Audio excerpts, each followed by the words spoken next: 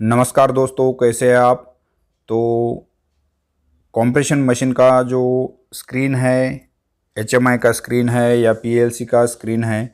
तो जब भी हम लोग लॉगिन करते हैं तो लॉगिन करने के बाद हमको फर्स्ट ऑफ ऑल जो बॉटम में अलग अलग से पॉपअप्स होते हैं, उसमें पहला है वेलकम, सेकंड वन है कंट्रोल पैनल जो अभी खुला हुआ है, थर्ड वन है ऑक्सिलरी, नेक्स्ट है सैम्पलिंग रिजेक्शन, नेक्स्ट है रेसिपी, फिर आता है ट्रेंड, फिर है अलार्म, फिर है डाटा लॉग, नेक्स्ट है ऑडिट ट्रायल और इंटरलॉग। तो ये बॉटम में अलग अलग से पॉपअप्स है। तो अभी जो स्क्रीन आपके सामने दिख रही है वो है मशीन कंट्रोल की। तो मशीन कंट्रोल में आपको यहाँ दिख रहा है नेक्स्ट साइड, लेफ्ट साइड में टरेट, राइट साइड में है फीडर, ठीक है। फिर उसके बॉटम में है लुब्रिकेशन और यहाँ टैबलेट काउंटर। तो टरेट में स्टार्ट बटन है, एंगेज बटन है, जॉग है, स्टॉप है, डिसएंगेज है। तो हमको जब भी मशीन अगर स्टार्ट करनी है तो जॉग करके कर सकते हो या स्टार्ट करके फिर बाद में एंगेज करना है। अगर आपको ग्रीन सिग्नल आ रहा है तो इसका मतलब है कि वो एक्टिव, अभी इस वक्त एक्टिव है। तो अभी आपको अगर एक्टिव नहीं रहेगा तो सभी आपको वाइट दिख जाएंगे। तो यहाँ आपको स्टार्ट, एंगेज, एलएचएस, ये देखो फीडर में एलएचएस आरएचएस ग्रीन में है और लुब्रिकेशन स्टार्ट है और डस्ट एक्सट्रैक्टर स्टार्ट है। तो ये ग्रीन में आ रहे हैं, मतलब ये बटन अभी आपको शो कर रहे हैं कि मशीन एंगेज करके देख रहे हैं हम लोग। तो टरेट में स्पीड यहाँ आपको सेट वैल्यू करनी है जो एक्चुअल वो आपको दिखा देगी। और मशीन का करंट लोड, मशीन का करंट लोड मतलब कि जब भी हम लोग मशीन चला रहे हैं तो मशीन पे कितना लोड है, तो वो लोड एम्परेज में दिखाती है। एम्परेज मतलब कितना करंट, मोटर को घूमने में कितना पावर लग रहा है, वो पावर हमको यहाँ एम्परेज में दिखाती है। अगर ये एम्परेज ज़्यादा होगा तो ये मशीन पे ऊपर ज़्यादा लोड है, अगर कम रहेगा तो मशीन पे कम लोड है, वो यहाँ से हमको डिस्प्ले होता है। यहाँ आ गया नेक्स्ट टैबलेट काउंटर में। टैबलेट काउंटर में टोटल प्रोडक्शन है, फिर टैबलेट सैंपल, अगर कोई बैच चल रही है उसमें हम लोग सैम्पलिंग कर रहे हैं तो वो टैबलेट सैंपल यहाँ आ जाएगा। टैबलेट रिजेक्टेड, जो अगर रिजेक्शन है तो कितनी रिजेक्ट कर रहा है टैबलेट वो हमको यहाँ से शो होगा। और प्रोडक्शन रेट, प्रोडक्शन रेट मतलब कि मशीन चल रही है तो समझ लो 10 आरपीएम पे चल रही है और 37 स्टेशन है, तो 10 इंटू 37, और डबल रोटरी है तो इंटू 2 करना है, सिंगल रोटरी है तो नहीं करना है। तो ये जो भी आएगा वो यहाँ आपको उसका प्रोडक्शन रेट शो होगा। नेक्स्ट है बैच प्रिंट, आपको अगर लेना है तो बैच प्रिंट, अगर आप बटन प्रेस करते हो तो आपको बैच प्रिंट आएगा। फिर आता है काउंटर रीसेट, ये जो काउंटर ऊपर प्रोडक्शन रेट दिया है, ये प्रोडक्शन रेट नहीं, ये आपको टोटल प्रोडक्शन जो दिया है वो अगर रीसेट करना है तो आपको ये काउंटर रीसेट से वो पहले से स्टार्ट हो जाएगा। और यहाँ आवर मीटर है जो कि अभी तक मशीन कितनी रन हो चुकी है वो यहाँ आपको शो होगा।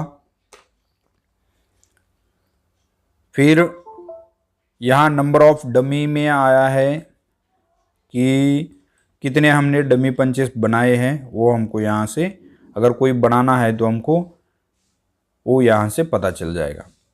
तो जैसे कि ये प्रोडक्शन रेट आपको यहाँ मैं बता रहा था कि जो प्रोडक्शन रेट यहाँ दिया है, तो फॉर एग्ज़ाम्पल समझ लो 22 आरपीएम पे मशीन चल रहा है और ये स्टेशन 51 है, इंटू हम लोग 2 करते हैं तो 2244 आ रहा है। तो ये 22 आरपीएम पे मशीन रन हो रही है और इसका टैबलेट्स पर मिनट जो आ रहा है वो 22 इंटू 51 इंटू 2 कर दिया। 2 इसलिए कि डबल रोटरी है, इसलिए अगर सिंगल रोटरी रहेगी तो हमको 2 करने की ज़रूरत है नहीं।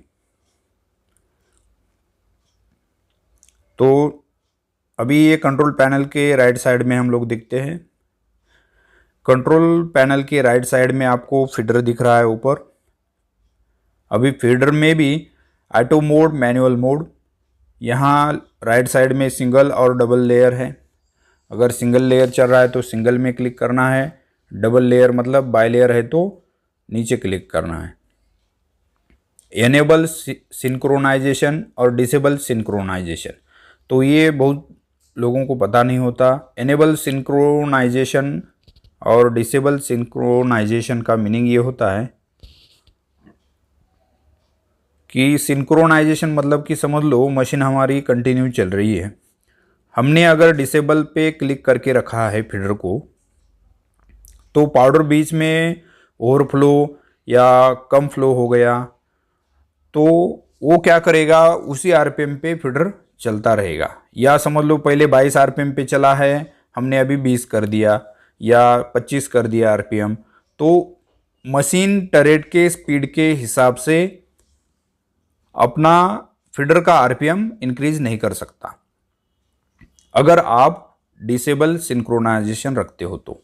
अगर वही आप एनेबल सिंक्रोनाइजेशन रखते हो तो आप आरपीएम मशीन की कम ज़्यादा करोगे, उसके हिसाब से फीडर की आरपीएम भी मशीन ऑटोमेटिकली प्रोपोर्शनल बढ़ाएगा। तो ये ध्यान रखना है कि मशीन जब भी रनिंग में रहती है तो हमको हमेशा एनेबल सिंक्रोनाइजेशन पे ही फीडर रखना है। राइट साइड में दूसरा है गार्ड, बाईपास और इंटरलॉक, तो ये ऊपर ही रखना है ताकि अगर कोई गार्ड हम लोग ओपन करते हैं तो मशीन ट्रिप होके बंद हो जाए। नेक्स्ट है फिर फीडर का आरपीएम, एलएचएस और आरएचएस यहाँ दिया है। जो भी हमको सेट वैल्यू करनी है वो हमको यहाँ पुट कर देनी है और उसका जो करंट आएगा वो भी हमको यहाँ करंट राइट साइड में शो होगा कि एलएचएस का फीडर का मोटर कितना करंट ले रही है और आरएचएस का फीडर का मोटर कितना करंट ले रही है। नेक्स्ट आता है लुब्रिकेशन। लुब्रिकेशन में देखो स्टार्ट, जॉग और स्टॉप है, तो आपको जॉग करके देखना है तो जॉग करके देख सकते हो, स्टॉप करना है तो स्टॉप कर सकते हो, स्टार्ट करना है तो स्टार्ट कर सकते हो। तो इसका टाइमिंग भी दिया हुआ है, यहाँ ऑन टाइम सेकंड्स में दिया हुआ है और एक्चुअल कितना आ रहा है वो दिखाता है। ऑफ टाइम सेकंड्स में दिया हुआ है और एक्चुअल कितना आ रहा है वो दिखाता है। जो डस्ट एक्सट्रैक्टर सिस्टम है उसको भी ऑन करने के लिए यहाँ से प्रोविज़न है। तो ये था दोस्तों मशीन का कंट्रोल पैनल और मशीन का जो HMI PLC जो होता है उसका यहाँ कंट्रोल पैनल में क्या क्या है और इनका इन्फॉर्मेशन मैंने यहाँ आपको बताया है। और आशा करता हूँ कि आपको समझ में आया होगा। अगर आपको किसी को इसमें से डाउट है तो आप मुझे कमेंट्स करके पूछ सकते हो। PLC बहुत लोगों को पता नहीं होता है, PLC का लॉन्ग फॉर्म है प्रोग्रामेबल लॉजिकल कंट्रोल और HMI होता है ह्यूमन मेन इंटरफेस। ठीक है, तो ये दोनों भी यहाँ मैंने बता दिए हैं। तो अगर वीडियो अच्छा लगा तो वीडियो को लाइक कर देना और अपने दोस्तों में शेयर करना मत भूलिए। मिलते हैं अगले वीडियो में, तब तक कुछ नया ऐसे ही नया टॉपिक के साथ। तब तक जय हिंद।